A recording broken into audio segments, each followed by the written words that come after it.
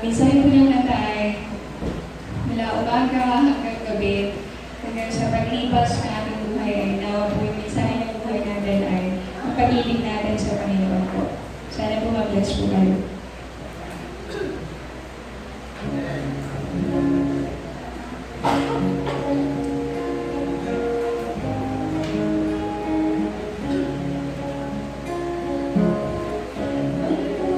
Disappears at dawn, and sunlight break from early days. May love for you well up within. May you be found in all my ways. I love you, Lord, with all my heart. I love you, Lord, with all my soul. I love you, Lord, with all my might. Increase my love and keep it pure.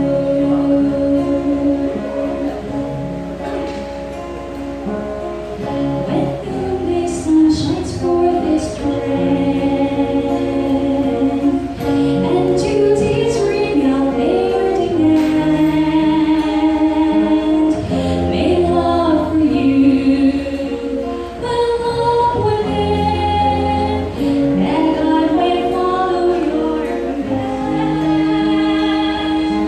I love you, Lord, with all my heart. I love you, Lord, with all my soul. I love you, Lord, with all my might. Increase my love and keep it pure.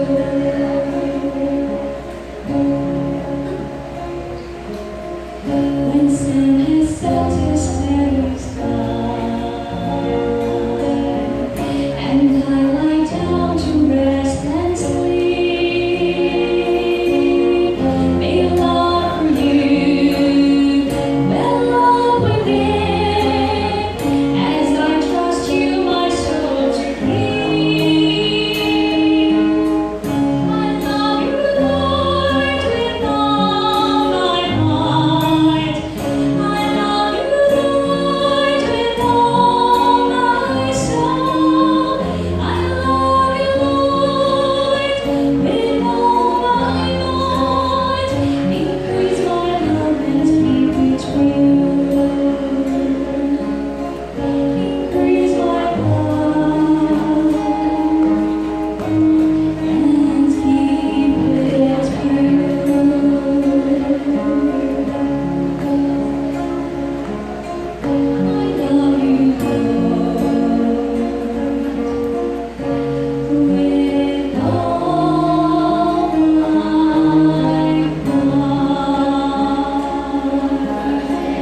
my heart. Are you happy this morning? Mismo ang sabi ng Panginoon, let not your heart be troubled, believe also in me, believe in God, believe also in me. In my Father's house are many mansion. Yung maraming tao ngayon ay balisa, at even in Manila, cancel ang mga services. Ang Panginoon ay natutuwa at ngayon po ay narito kayo sa kanyang bahay panambahan. And praise the Lord that we can still come to this place to worship Him in spirit and in truth. Amen? And walang dahilan para tayo ay hindi magsimba at magpuri sa Panginoon. Kahit may sakit, kahit wala, we should be praising the Lord. Isa naman lockdown natin sa baba sa CR po. Bawal mo nang gamitin dahil yung ating Puso Negro ay naka-lockdown. Lumalabas din sa kapitbahay. So nakaka-perwisyo tayo. Inaayos ko po, pinapatawag kami sa event ko. Kaya meantime, hindi muna kayo sa baba. Lockdown muna. Pero maliban po dyan, ito ang ating service, hindi pa rin lockdown. Amen? At kung ang Panginoon ay punin tayo sa mga parahan ng ano-ano man, if we die and live, we are the Lord's. Amen? Continue to pray for Mona. She's doing progress. Si Mami wala po ngayon. Kaya mamaya lahat ng lahat ng other ladies ay Sister Arlene yung matuturo. Dahil si Mama po ay walang naging kapalit na bantay. But anyway, let's continue to pray na next week sana makalabas sa ICU. And we're so happy that pagamat sa ating sitwasyon ng kalagayan, meron pa rin tayong tanawin. Bisita ni Jane, si Raquel. Saan si Raquel? Yun, amen. Welcome to our church. And also, ang bisita ni Brother Kenneth, si Sister Agnes. Ako naniniwala, very effective po si Brother Kenneth magdala ng bisita. Pero mo, galing pa to sa Manila, Sister Agnes, nakapasimba niya pa dito. Ganyang katindi ang convincing power of God. Kahit na ngayon, lockdown sa Manila Salamat, nakakabilib ka. Turuan mo ako niyan kung paano mag-imbita kahit sa malayong lugar. Kasi minsan ang hirap kasi tayo, kahit dito lang, yun na. Ang bihira. Praise the Lord to si Brother Kenneth today. Last Sunday night po, we baptized 7. At yung iba ay nandito, yung iba naman ay wala. Binotis mo natin si Mitch kasi last 2 weeks ago, she made her profession of faith. So we baptized her again. Kasama na ang kanyang buong katawan. Amen? At si Tatay Maddox, by the way, pag-pray natin sa ating Marianita, kasi nandun sila ngayon sa Visayas, at nag-text siya kaninang umaga, bawal daw sila, hindi daw sila pinapalabas. Pag lumakas daw sila, huhulihin daw sila. O pag-pray natin na manindigan sila. Amen? Mga kapatid, ang coronavirus po ay 3% ang mortality rate. Meaning, 3% lang ang possibility na pwede kang mamatay. So, napakaliit. Ay, minsan yung mga fake news dyan, pinapalala nila ang sitwasyon, pero ang totoo, hindi naman talaga. Mas malala pa nga, mas nakakamatay pa nga yung umihin yung lalaki tapos tinagugas na sa kipagkamay.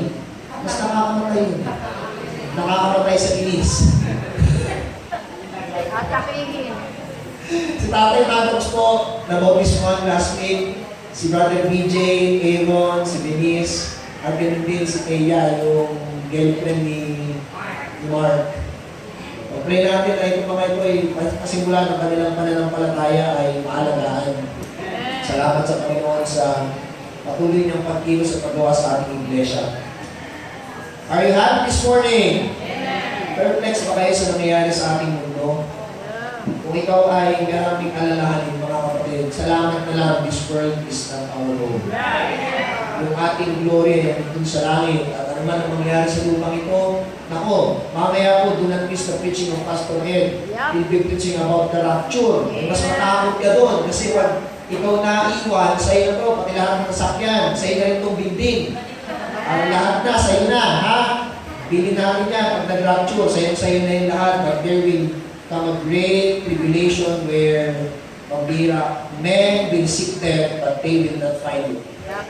Yan ang pinakamatindi. Pero itong tao, takot mamatay. Pero ang tao, ang Kristyano na takot mamatay, pakinabang po, hindi po pakinabang ang kamatayan sa isang mananampalataya. Sabi ni Paul yan, for me to live is Christ and to die is kaya huwag tayo mag-alala na parang wala tayong Diyos, mga kapatid. Kristyano ba kayo? Hindi na, parang hindi na Alam niyo maganda yung nangyayari, maganda na, panalangin natin, magkaroon ng mas maraming mga problema para ang Kristyano lalong masubok at tumatang. Kasi tinan mo, ang Panginoon ay may problema tayo, lalo tayo nagiging malapit sa Panginoon. Amen? Pag wala tayong problema, akala natin taga-mundo tayo. But anyway, we praise the Lord for His sustaining grace that we can still come to worship the Lord. Tayo po ngayon lahat, so much for that. Let's open your Bibles to the book of Matthew, Mark chapter 14, please. Mark chapter 14. Mamaya akong gabi ay hindi tayo magkakancel ng ating services. Tuloy-tuloy tayo. Mamaya akong gabi, mayroong presentations and awarding ng mga bata.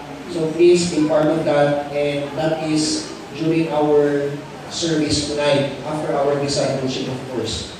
Mark chapter 14. Basahin po natin ang verses 26 to 31. I'll read verse 26, sagot kayo sa verse 27, and then sabay-sabay po tayo sa verse 31. Are you there? Mark chapter 14, beginning in verse 26. Are you there? Yeah. Let me begin reading verse 26. And when they had sung an hymn, they went out into the Mount of Olives.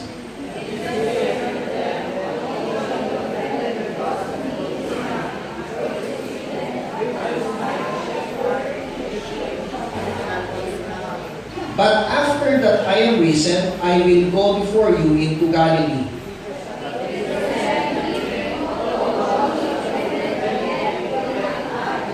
Yabang, ano? Verse 13. And Jesus said unto him, Verily I say unto thee, that this day, even in this night, before the cock crew twice, thou shalt deny me thrice altogether. But he spake the more vehemently, If I should die with thee, I will not deny thee in any wise. Likewise also said they all. Let's ask the Lord to bless the message this morning. Heavenly Father, thank you so much that we have the opportunity to gather in this place. Pagamat marami na, Panginoon, ang mga services ang kinansel. Truly, Lord, we have to still obey what your word says, as you have said in Hebrews 10:25, that we should not forsake the assembling of ourselves. The manner of some is, but exhorting one another, so much the more as we see the day approaching. Napakarami ng kagulo na nangyayari ng buong mundo. Salamat, Panginoon, that we can still have peace that passes all understanding and shall keep our minds and hearts to our Lord Jesus Christ. I pray, dear God, that you will continue to bless the messenger as well as the message. Give you the power, and I ask for the Spirit to give us enlightenment, guide us and bless us. Salamat, Panginoon, ng mga mananampalataya ng dito, pagpapakita ng kanila pong pagpapahalaga at pagmamahal sa inyo. Knowing, Lord, that we are not of this world. Thank you so much, Lord, that we have a heavenly hope. That this heavenly hope, Lord, motivates us not to stop serving you at matagpuan niyo kami, Panginoon, nawa na nagtatapat. Salamat, Panginoon, sa mga bagay na nangyayari sa amin so that we would be drawn to your loving care, knowing that you are a faithful God. Bless the rest of the service and bless even this day. We ask all these things in Jesus' mighty name. And all that you will say, Amen. You may now be seated. I've entitled this message, How Not to Be Offended. How not to be offended. You would notice in our day today that people get easily offended. Ang tao, hindi mo lang makamayan, hindi mo lang mapansin. Kung isa ng tao sa panahon po natin ngayon, napakabilis ng tao matiso. Napansin niyo yan? Kahit kanino natitiso. Sa babaho ka kami, natitiso. Sa tingin, natitiso. Sa lahat, natitisura. So, I'd like to give you a practical message this morning. Paano ba tayo hindi matisod? Posible ba na tayo ay hindi matisod? Posible po? Of course, wala namang inuutos ang banal na kasulatan na hindi natin pwedeng may apply sa ating buhay.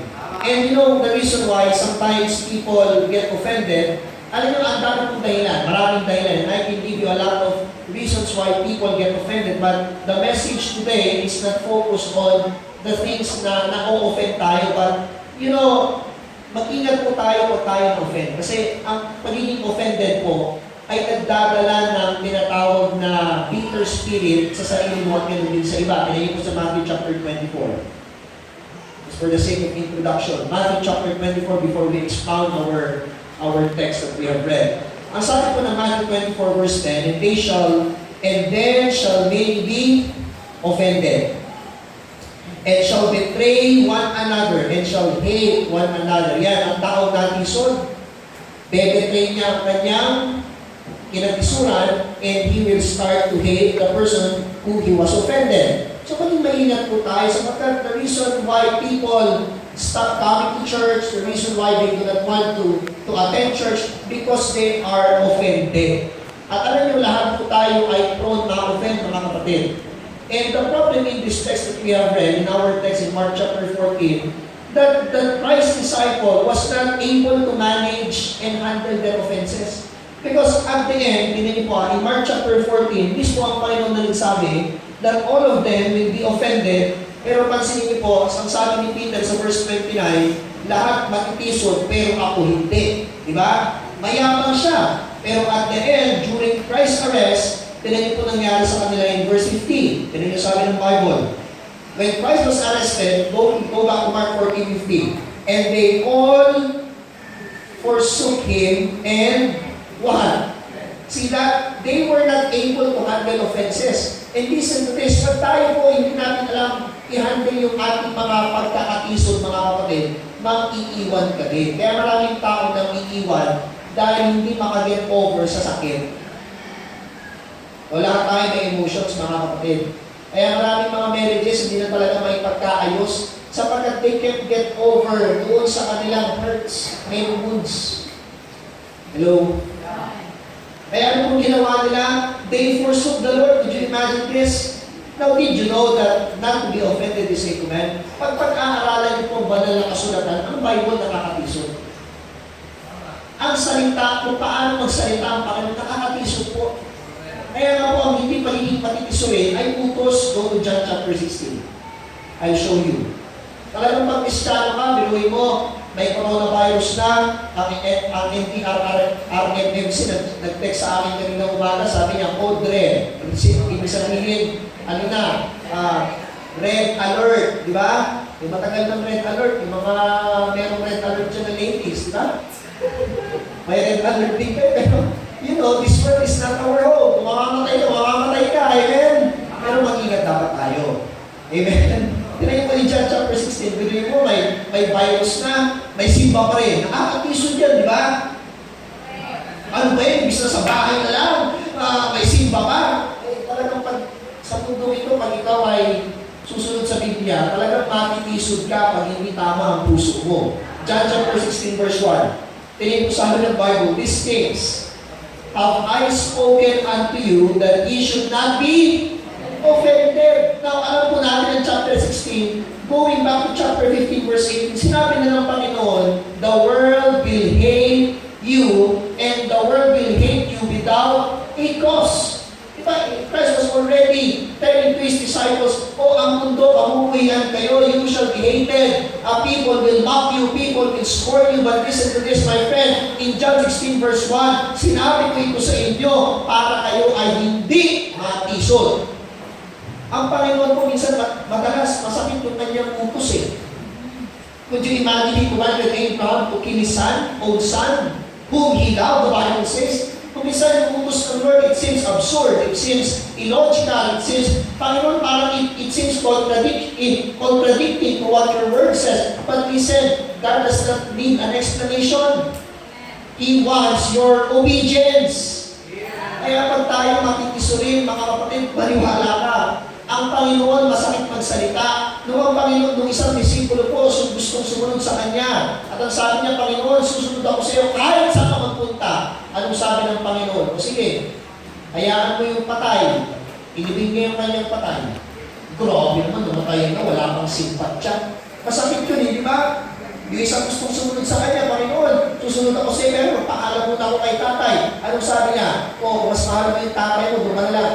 Hindi ka karapat dapat sa akin. Now tell me if that is not offensive. Hello? Sabi ng mayaman, Panginoon, susunod ako sa iyo. Anong dapat mong gawin? O sige, gano'n. Benta mo lahat ng ari-arian mo at sumunod ka sa akin at magkakaroon ka ng gantimpala sa langit. What did the rich man do? He went away sorrowful. Hindi mo masakit yun. Biruin mo, mayaman ka, bebenta mo yung kayamanan mo. Masakit yun talaga. Hello? Meron pang isa, yung Syrophoenician woman. He went to Jesus. At ang sabi niya, Panginoon, bigyan mo ako ng tinapay. Ano sabi niya? Ay, hindi pwede ibigay yung tinapay para sa anak sa aso. Christ was simply saying, aso na eh. Pero alam niyo mga kapatid, the Syrophoenician woman was not offended. Bakit? Her heart was right. Kaya kumisan po, pag hindi natin alam yung salita ng Diyos, mabilis tayong matisod. Kaya nga po ang una natin binigyan ng king dito is standard to the Word of God. Sapagkat pag mahal mo ang salita ng Diyos, walang pwede na makatisod sa iyo. Bakit ka madalis matisod? Kasi ang puso mo may problema. And let me say this, kung merong karapatang matisod, hindi ikaw, hindi ako. Alam mo sino? It was Jesus. Kung to 2 Corinthians chapter 5 verse 21, bakit may karapatan siyang matisod? Kung minsan ang tao natitisod kahit walang dahilan eh. Alam niyo ba yun? Wala ka naman ginagawa, ang tao natitisod pa rin. O Ito ang Panginoon, may karapatang matisod. Bakit? Chapter 5, verse 21. For He hath made Him to be sin for us, who knew no sin, that we might be made the righteousness of God in. Now tell me, who has the right to be offended? It's not you, it's not either me. Alam niyo sino may karapatang matisod na walang kasalanan? It was Jesus. Pero was Christ offended? Was He offended? Of course not. Bakit po? Merong principle po ang tinuturo sa atin ng Panginoon. As you look at Christ's life, you will be amazed how the Lord handled His offenses. Kaya mahalaga mga kapatid, you get your eyes on Jesus and get your eyes off to people and start looking to Jesus. Ang problema natin madalas, nakatingin tayo sa tao kaya ang bilis natin matisod. Because He's the only one who was not offended. Though His disciples forsook Him and fled, yet He remained true and faithful. Though they were offended with Jesus, salamat na lang He was not offended with them. Could you imagine that? Di ba ang sabi ng Panginoon, go back to our text. Di ba ang sabi na ng Panginoon, mga kapatid? In the book of Mark chapter 14, sabi na ng Panginoon in verse 27, and Jesus said unto them, what? All ye shall be offended. Christ already told that they were all offended. Pero alam niyo, pinakamaganda nito mga kapatid, ang Panginoon hindi natisod. Alam niyo, ang Panginoon talaga, pag titignan mo yung karakter niya, He is a faithful God. If we deny Him, ano sabi ng Bible? Yet, He abideth faithful. Constantly we deny Him. Even Peter denied the Lord. How many times? Thrice. And yet, Jesus stayed true and faithful. Pero meron dapat tayong tignan, hindi ang tao. Sapagkat Peter denied the Lord thrice. Kung meron dapat tayong tignan, hindi yung mga tao katabi natin, hindi ang pastor. Walang iba mga kapatid, kundi ang Panginoon sapagkat bagamat He has the right to get offended, He was not offended. Maraming natisod sa Panginoon, pag-aaralan mo buhay ng Panginoon. Pero pansinin mo mga kapatid, lahat ng natisod sa Panginoon, yun yung mga tao hindi tama ang puso. Kaya sabihin mo, I have the right to be offended sapagkat mali ang ginawa niya. Mali. Kaya ka natisod kasi mali yung puso mo. Kasi ang Panginoon, kahit wala namang kasalanan, marami natisod sa Kanya eh. Let me give you an example. Mark chapter 15, verse 12. Sino natisod sa Kanya rito? Verse 12. Kaya may mga kapatiran na may appendicitis, mga kapatid, sakit yan. Matindi pa yan sa sakit ng coronavirus, yung appendicitis. Nakakahawa yan kasi pag offended ka, hahawaan mo yung taka mo. Alam mo, ginawa sa akin, ganito. Kichismis mo ka. Nagkakaroon ng pangangati sa bibig. Yan ang mga simptomas niyan. Amen? Pangangati ng bibig. Paninira sa kapwa. Ay, walang gamot dyan, mga kapatid. Walang gamot dyan. Kundi, salita ng Diyos. Mark chapter 15, verse 12. Look at what the Bible says. Then came His disciples that said unto Him, knowest thou that the Pharisees were offended after they heard this saying? O who were offended? Who were offended in that account? The Pharisees. Alam mo ano sabi ng Panginoon? Lumapit ang mga disipulo ng Panginoon. Yung sinabi mo, natisod yung mga Pariseyo nung narinig nila. Alam mo sabi ng Panginoon? Alam mo sabi ng Panginoon? Continues sa verse 13. But He answered and said, every time which my heavenly Father hath not planted shall be rooted up. Let them alone. Alam niyo ba mga kapatid, ang Panginoon walang kinalaman sa katitisuran mo. Ikaw masyado kang makasarili, na masyado mong minunorish yung naramdaman mo, naranasan mo, minunorish mo yun sa puso mo. Hindi ko talaga matanggap, sinabihin niya ako doon, hindi ko ni-expect. Mali kasi yung puso mo eh. Yan ang problema sa iyo, full of expectations ka. Anong sabi ng Panginoon sa mga Pharisee na natisod? Panginoon, natisod sila. Ano sabi niya? Kaya ko sila. Edmil. See? Hello. Amen. Walang pakialam ang Panginoon pag ikaw ay natisod. Kasi nagpapakita yung mga kapatid na ang puso mo hindi tama. Huwag ka maninisip pag natisod ka. Sapagkat walang ikaw pwedeng sisihin kung hindi ang sarili mo. They were offended Jesus. Eh mga kapatid, may nagsasabi sa iyong membro, merong naglalabas sa sama ng loob, huwag mong entertainin.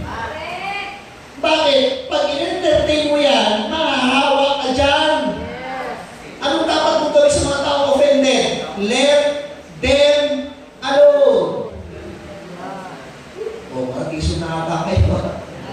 Bible yan. Hello? Kaya alam niyo mga kapatid, nagsusundin ng Bible, talaga masakit. Pero itong kailangan natin. Hindi na makakali sa iyo. Alam niyo ba pati mga kapatid ng Panginoong Jesus na tisod sa Kanya? John chapter 7, I'll show you. John chapter 7, verse 3. Tignan niyo po ha. Pati nga mga kapatid niya, hindi naniniwala sa Kanya eh. John chapter 7, verse 3. His brethren therefore said unto him, walis ka na nga rito, depart thence. Punta ka sa Judea para makita ka ng mga disipulo mo at yung ginagawa mo, na makita nila yung ginagawa mo. Sapagkat in verse 4, sabi niya, walang gumagawa na nalilihim. At ito ay ihahayag. Kung ginagawa mo ito, gawin mo ito dun sa mundo. Tingnan niyo sa verse 5. For neither did his brethren what? Believe him. Pero alam niyo, Panginoon ba natisod? Pagka tayo siyang paniwalaan, eh kahit minsan tayo, tama yung sinasabi natin, hindi mo tayo paniwalaan, so what?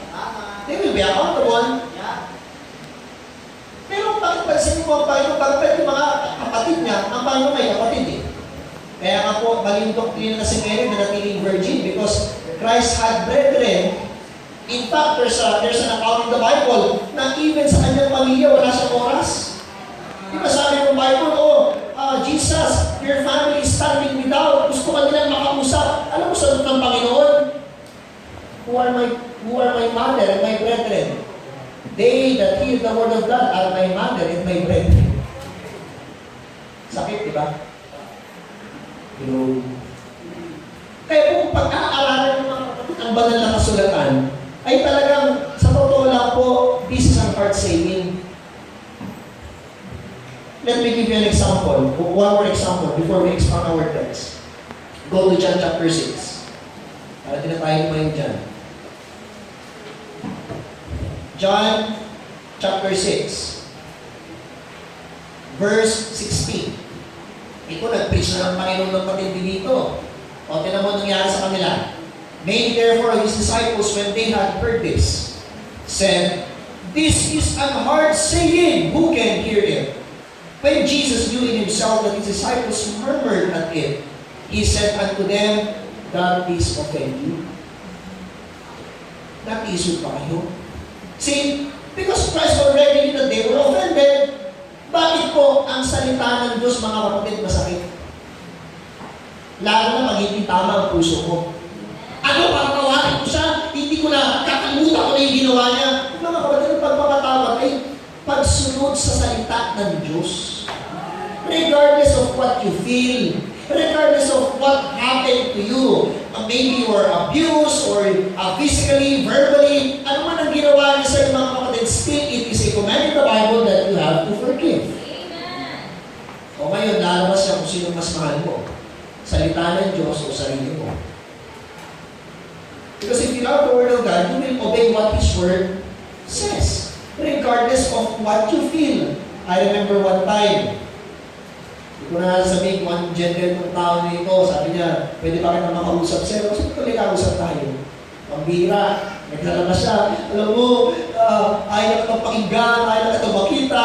Sa dulo-dulo pala, sa pagkahaba-haba ng kanya sinasabi, offended ako! Ayun pala yun. At mga kapatid, pag ikaw na-offend, ikaw may problema. Kung gusto din natin nakikita yung problema kasi ang nakatingin lang tayo doon sa ginawang sa ating offense. Nakakalimutan natin at hindi natin babantayan ang puso natin hindi na tama. Binamak niya ako, pininiwala na, Ang problema kasi, ang problema talaga, full of pride tayo ang bilis natin masaktan, pambiraya, kung paniwalaan, tinatawanan niya, isukat kung tinatawanan ka. May verse din naman sa Bible dyan, let every man be persuaded in his own mind. Ayaw na maniwala. Siya,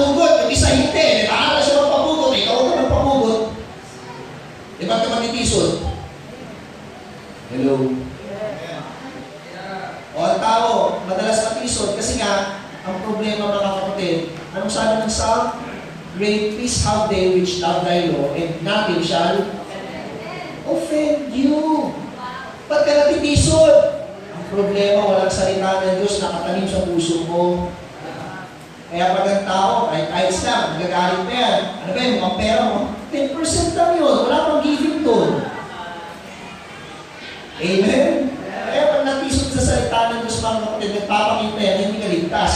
Kasi may sakit na offensitis, alam niyo kung sino? Yung may sakit na offensitis, Matthew chapter 13. Matthew 13. Kaya ingat po, mga kapatid, lahat tayo mag-ingat sa sakit na nakakahawa. Matindi ko sa coronavirus. Mark 13 verse 20 and 21. Yan yung sabi ng Bible. But he that received the sick into stony places, the same is he that heareth the word, and after with joy receiveth it, yet hath he not root in himself, but dureth for a while. For when tribulation or persecution arises because of the word. Anong sakit niya? By and by, he is Kaya pag ito madalas kang matisod, nagpapakita lang yan na wala kang ugat sa puso mo. Sa Bible, ang tindi niyan, mga kapatid, pag pinag-aralan mo ang cause of discipleship, kung ang magulang mo ang maghahanggan sa paglilingkod mo, you have to be willing to forsake your family. If your daughter or your son or your wife will be the one to hinder you from serving God, then you have to be willing to lose them. And even your life. Now tell me if that's easy. Tell me if it's easy. It's an hard saying. Ano iiwan mo yung pamilya mo for just to follow the Lord? Yes, that's what the Bible says. If you cannot do that, ano sabi ng Bible? You cannot be my disciple. If you're not willing to be persecuted for your faith, then you are not worthy to be His disciple. Takot ka lang sa coronavirus, 8% lang naman yung mortality rate. Para ka naman walang Diyos. Ano ba yan? Ang sakit mo magsalita? Wala kang pakialam. O yan, ikaw ang may problema. Kaya ito mas katakutan mo mga kapatid, yung appendicitis.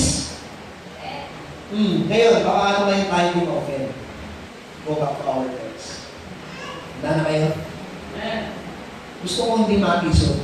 Okay? God, Jesus, exemplified principles para hindi tayo matisod. Okay? Look at verse 26. Ready all together? Read.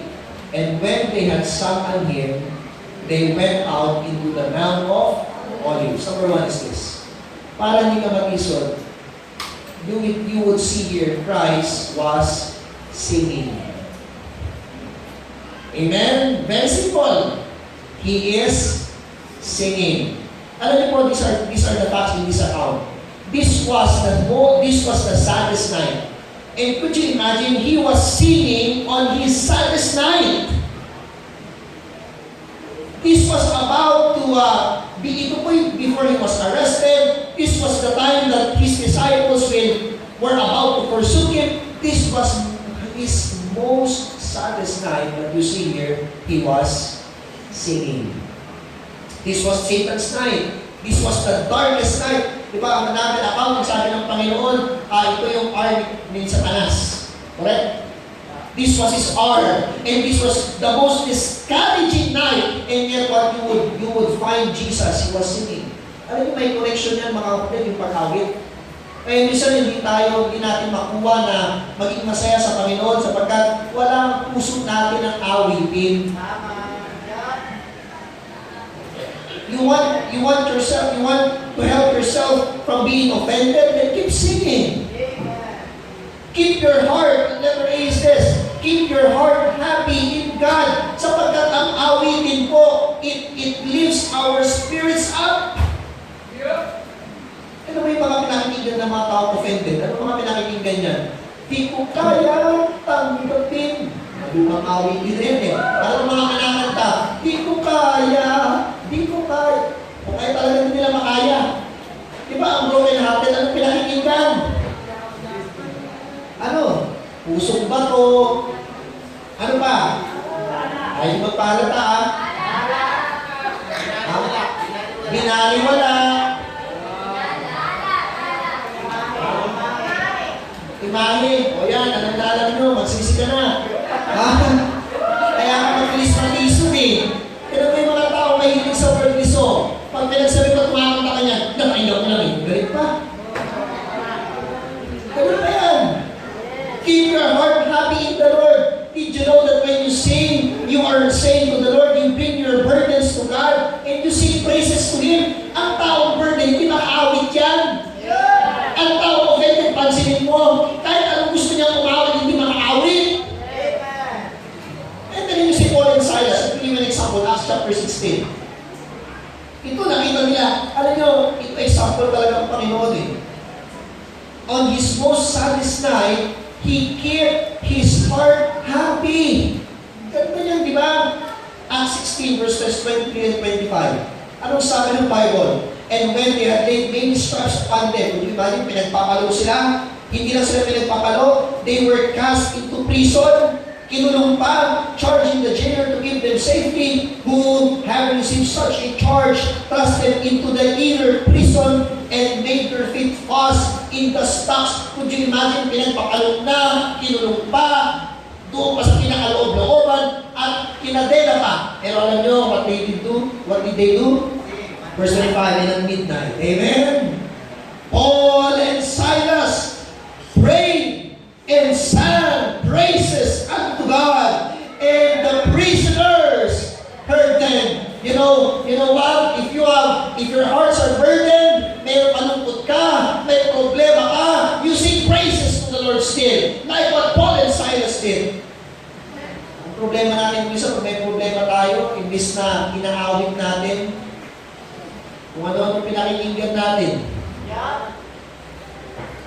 Ang ganda ng mga awitin, trust and obey, for there's no other way to be happy in Jesus but to trust and obey. Oh, I like the song that goes like this. I love living in love with Jesus. Yung mga awitin that would keep our spirits out there sa connection, ang dahilan, kaya minsan, hirap ng tumawag sa congregational singing. Alam mo yung problema, hindi naman yung nagpapaawit, ikaw na umaawit. Kasi po ang pag-awit, mga kapatid, nanggagaling sa puso.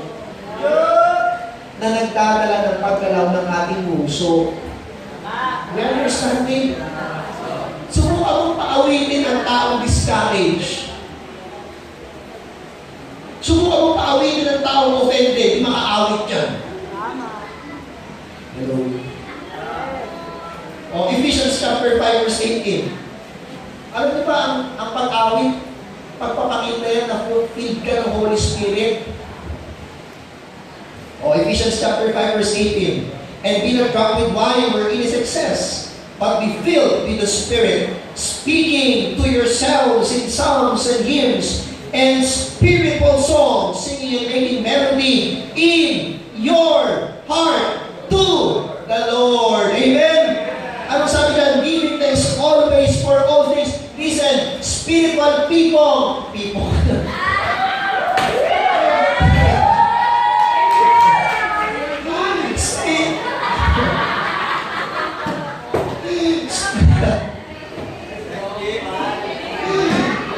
Spiritual people sing spiritual songs. Alam mo pag hindi makakita ng spiritual songs, kasi carnal ka eh. Kita mo, may connection niya ang puso mo sa pagpuri mo sa Diyos. Kaya mga kapatid, ang pag-awit ay parte ng ating pagsamba. Bakit po inihahanda niya ng ating puso? Kaya intindihin niyo mga kapatid, pansinin mo to. Pag may problema ang puso mo, magkakaproblema yung puso mo.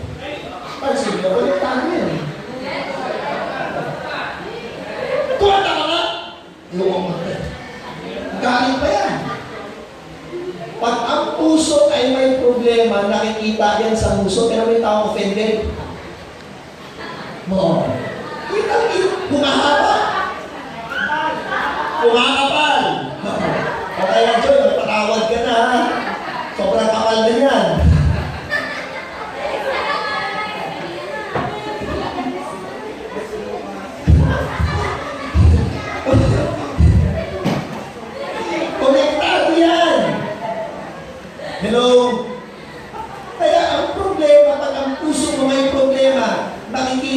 pag-awit mo.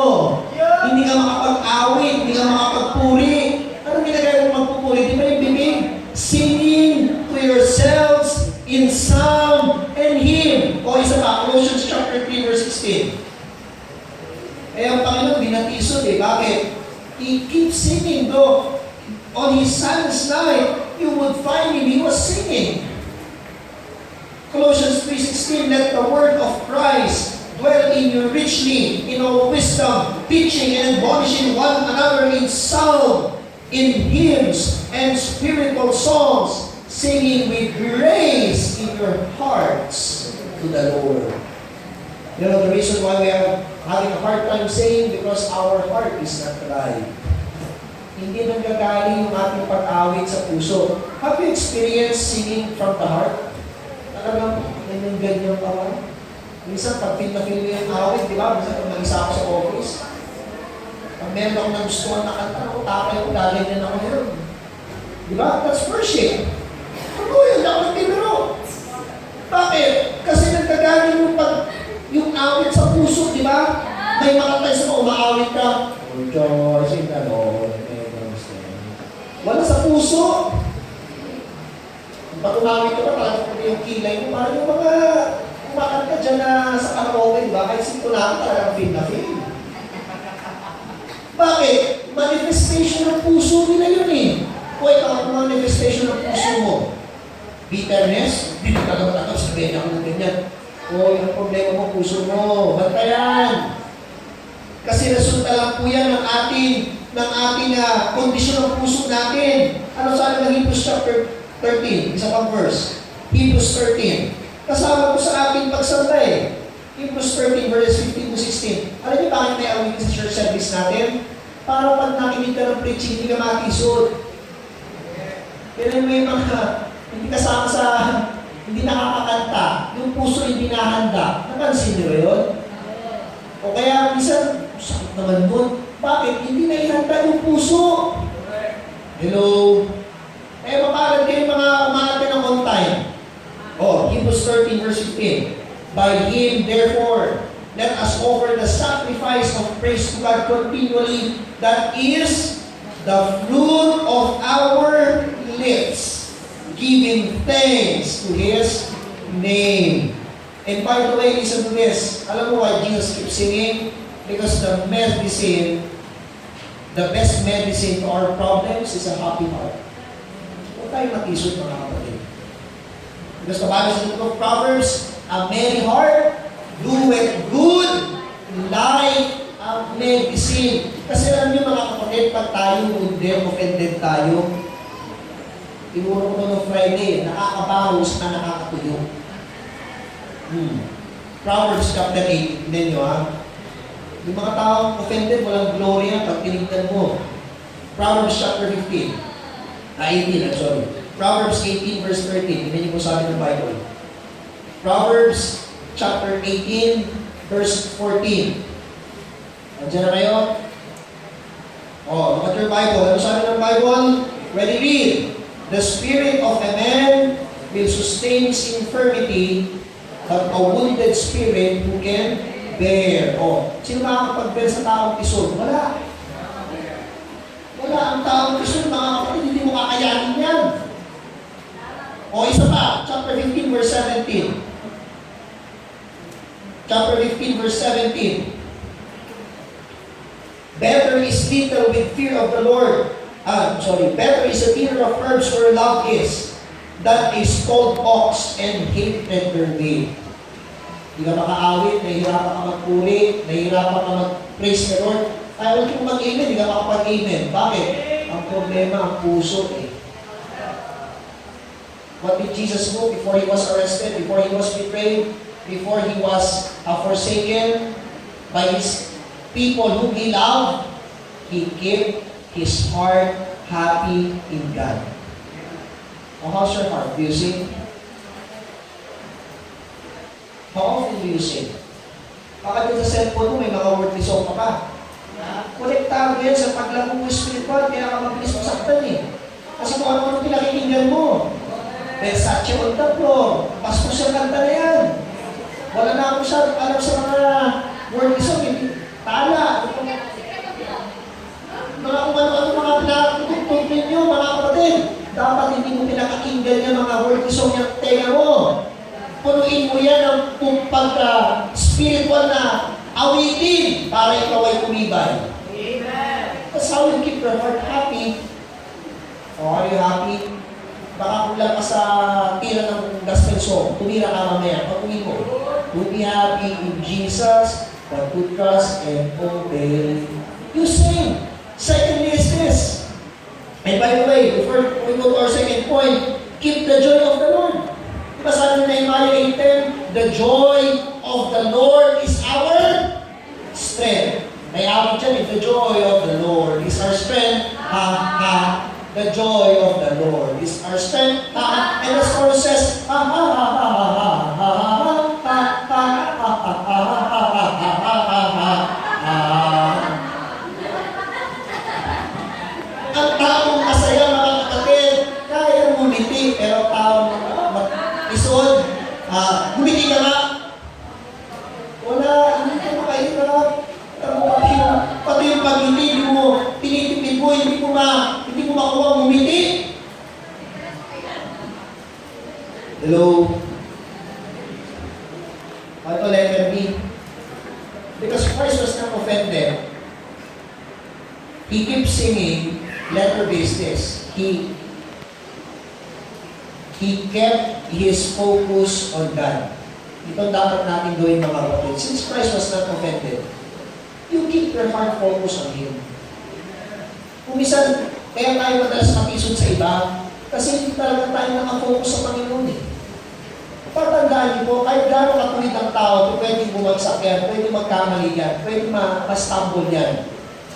They are not the reason why you are still continuing. The reason why you are still continuing and serving because of Christ. Though he has the right to get offended, he was not offended. So keep your heart focused on Christ. Ano sabi ng Philippians chapter 3 verse 20? Philippians chapter 3 verse 20. The Bible says, for our conversation is in heaven, from whence also we look for the Savior, the Lord Jesus Christ. Sino dapat maging outlook ng ating puso, mga kapatid? Si Kristo. Isa pang talata, Titus chapter 2 verse 13, I like this verse. Ito yung ating blessed hope. O anong sabi ng Bible, Titus 2:13? Looking. The word looking is in the present tense. Keep looking for the blessed hope and the glorious appearing of the great God and our Savior, Jesus Christ. See that? You keep your heart focused on Christ. Alam mo si Stephen, pinagbabato. Pero alam niyo, mga kapatid, hindi siya napiso. Hello? You read Acts chapter 7, when he preached Christ, what did the people do? They stoned him. Pero alam niyo sabi niya, Father, forgive them, and lay not their sin to their charge. He was forgiven. Bakit po? His heart, his outlook, his focus was Christ.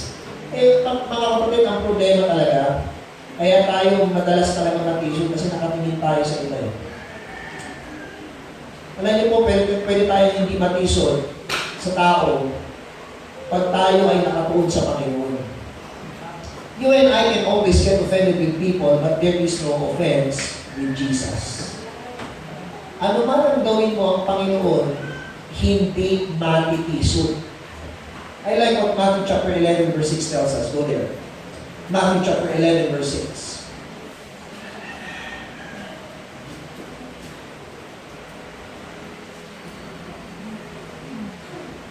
Mismo itong sabi ng Panginoon, and blessed is he whosoever shall not be. Alam niyo sabihin ng blessed dyan, happy. Ang tao hindi matitisod ay masaya. That's why he was able to sing. Bakit po? He kept his heart focused. Ang dahilan, mga kapatid, madalas tayo masaktan, meron tayong sakit na magiging maramdamin, ang dahilan talaga yung puso natin hindi focus, hindi fix. Hindi fix. Kasi pag fix ang puso mo, kahit anong sabihin ng tao, pag fix ang puso mo, hindi mamamove yan. Pag fix, liwanag ng Bible dyan, ang tao, pag ikaw ay nagmamahal sa utos ng Diyos, walang bagay na ikaw ay matisod. Have you read that? 1 John. 1 John chapter 5. Yan yung sabi ng Bible. And, kaya mga kapatid, ang dapat natin punuin ang puso natin, salita ng Diyos. 1 John chapter 5 verse 2. 1 John chapter 5 verse 2. Anong sabi ng Bible? By this we know that we love the children of God when we love God and keep His commandments. For this is the love of God, that we keep His commandments, and His commandments are not grievous. Yung kanyang utos, pag ikaw ay nagmamahal, ay hindi kabigatan. Chapter 2 verse 10 ng 1 John. Chapter 2 verse 10. He that loveth his brother abideth in the light, and there is none occasion. None occasion. Look at that. Walang dahilan na matisod ka. Basahin nyo nga po kayo ng magbasa. Ready? 1 John chapter 2 verse 10. Ready, go.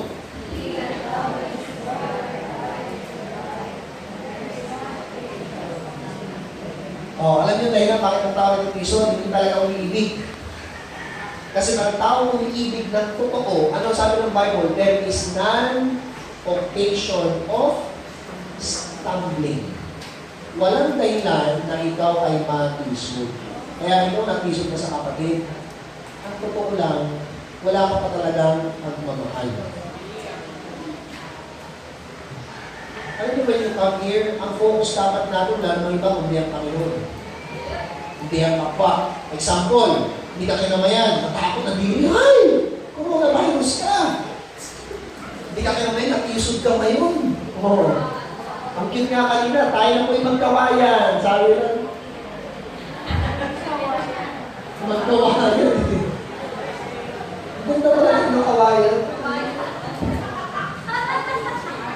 Sayang, hindi nakita. Tayo po yung dito at magkawayan. Ay, kung natisod ka, kinamay mo yung kamay mo ganyan, sabi niya, paano mo naman, ang binis-binis. May mali mo, may sakit siya. Mali mo, umihi, kaya ayaw ang kamay, dinabugas. Mas mas nakakamatay. Di ba? O kaya, walang dahilan, matisod ka sa kapwa. Ay, ewan ba siya niya? Kasi ito, mataray ko siya ang sama ng tingin sa akin ni Joseph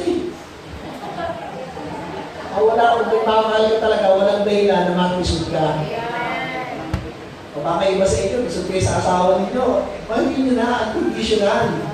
Amen. Keep your heart focused on Christ. Ang sabi ng Hebrews 12:1, 12:2, looking unto Jesus. Bakit? Siya yung object of vision Kung siya yung nag-isod, may karap na kamatisod. Yabang natin, matisod-tisod ko pang nalalaman, sasabi-sabi pa sa iba. Ang Panginoon yan, di nag-isod Sabi mo naman, bakit Panginoon ba ako?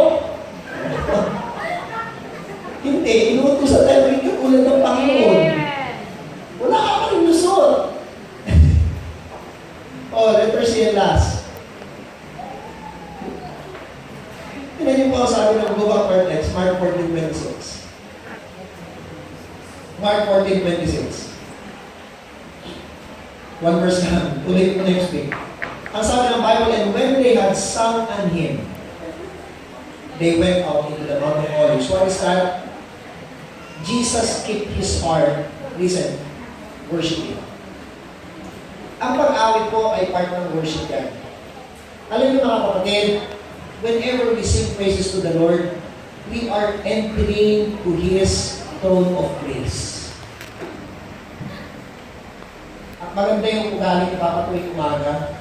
Pag minsan, hindi ako buwabang pag gising niyan, ang unang gagawin niyan, kukunin yung iPad, magpapatugtog.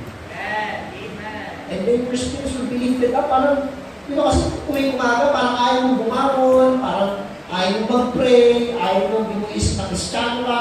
Pero when you listen to gospel music, parang ang Panginoon, pumapasok ka sa kanyang trono ng biyaya. Eh, maganda, I'd like to encourage you. Meron kayong mga components sa bahay nyo. Magpakinig kayo ng mga awitin that would keep you focused and worship the Lord.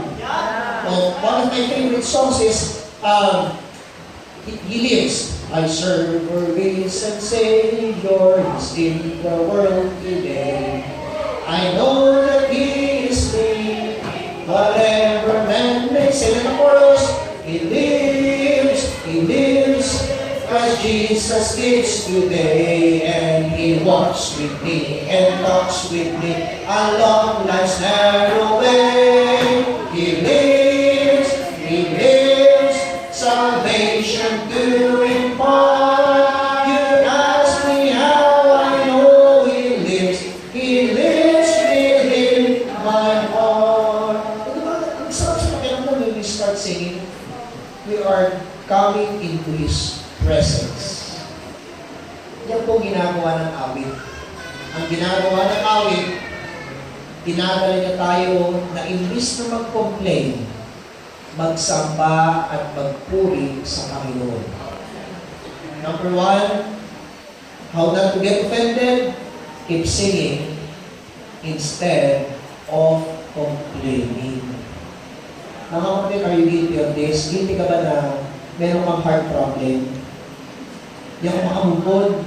Pero gusto labihan niya ako ng ganito. Hindi ko matanggap. Na-offend ako. Dapat mo sa alam sarili mo, Panginoon, di pala tama yung puso ko. Imbis na dapat nagpapasalamat ako, maawit ako, nagre-reklamo ako. In everything give thanks, for this is the will of God. And the best way to show that you are happy, paano malalaman na sa tao sa'yo? Kanta yan. Pansin nyo, ang taong masaya, ang parang mong maririnig yan, awit ng awit yan. Kaya malalaman mong masaya ang isang tao ang gumagawa. At gumagawa, yung pusan mo, I serve a risen Savior. Diba? Pero pag inis yan, o kaya pag nagwalis yan, bilisan mo! Galit pa yan. O kaya pag naiinis nila na nag-uutos sa'yo, anong gamot? Kumanta ka. Keep your heart happy. To be happy in Jesus. Amen? Happy trust and obey. Nag-iisa ka na lang, wala ka ng kasama. O sabihin mo, though no one joins me, still I will follow. Though no one joins me, still I will follow. Though no one joins me, still I will follow. No turning back, no turning back. Wala kang laman ng awitin sa puso mo. Nako, nagre-reklamo ko sa'yo. Hirap mo nang nangyayari sa akin. Wala, complain ka. So instead of complaining, start singing. Tama yung mga cellphone mo ng gospel songs and spiritual songs that would really lift your spirits up. Lord, dati naalala ko, ang tako ng kanta. Kahit sintunado ko, Panginoon, gusto ko mag-solo. Diba? Pero nung nakatisod ako, di ultimo pag-awit, ayoko na. Meron ako pinagsabi ko, teka, napapansin hindi ka na kumakanta. Ako maglalong kumanta eh. Ayun pala, tisod. Muna na lang, kumawit na ulit. Kumawit na ulit. Bakit? Nakamove na, amen? O kaya kayo mga sa congregation scene, hindi kayo maawit, baka disod kayo, may ayos yun. Nahirapan kumanta, simple-simple ng awit. Hirap-hirap ng kumanta. O, nasa instance, na, nasa na. Galit ka pa. Laksan nyo mga kapatid! Lakas naman. Hindi mo ang gusto mo. Ayos mo yan, ha? Kaya tayo na lang. Panginoon, marami pong salamat sa inyong salita. Ang aming puso ay talagang tunay na mapantayan. Mapantin lang at napakasama. Salamat, Panginoon, at meron kami inyong salita na nagpapaalala sa amin ang dapat namin gawin para po kami ay hindi matisod. Before Christ, on His saddest night, we see Christ praying.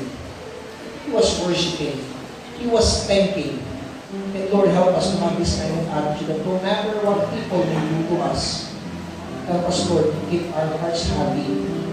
Help our hearts to keep focused on Jesus. And help us, Lord, to keep our hearts worshiping You. Lord, many times we are guilty of this. Kaya kami Panginoon mabilis masaktan sapagkat hindi kami umaawit sa inyo ng pagpupuri.